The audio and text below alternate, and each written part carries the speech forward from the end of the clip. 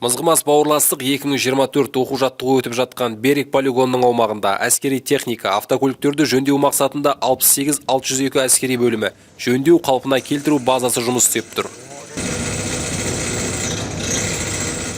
Әскери бөлімнің құрамында 40-қа жуық әскери қызметшіден құралған 4 взвод жұмыс істейді. Олар автомобиль техникасына қызмет көрсету, сауытты танк техникасын және зымыранды артиллерия қару-жарағын жөндеумен қатар өндірістік жұмыстарды атқару бойынша еңбектенеді.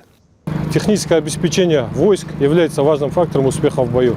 Развернуты сборные пункты поврежденных машин, где развернуты различные участки. Это участки по ремонту ракетно-артиллерийского вооружения, автомобильной техники и бронетанковой техники.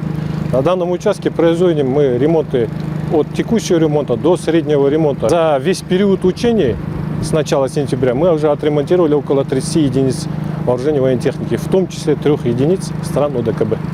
Әскери базада түрлі деңгейдегі техниканы жөндеуге мүмкіндік бар. Тіпті базадан алыс аймақта тұрып қалған техниканы эвакуациялау қызметі де қарастырылған. Ең алдымен жөндеуді қажет ететін көлік база аумағына кірер алдында арнайы тексерістен өтеді. Одан кейін техникада оқ-дәрі, қару-жарақ табылған жағдайда оларды арнайы қоймаға тапсырады. Әрі қарай анықталған ақауға байланысты жөндеу жұмыстарын жүргізу үшін тиісті шеберханаға кіргізеді.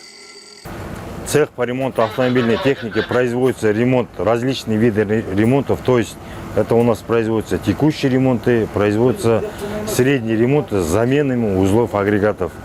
В данный момент перед вами, вот видите, стоит автобус, на котором производится ремонт двигателя. В данный момент меняется замена блока.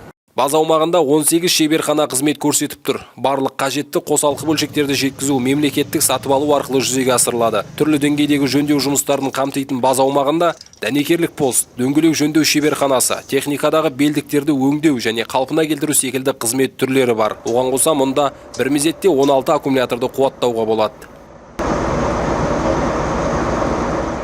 68-602 әскери бөлімі Мызғымас бауырластық 2024 оқу-жаттығу қарсаңында 4 дөңгелекте техниканың қапысыз қызмет ету үшін жағдай жасауды жалғастырады.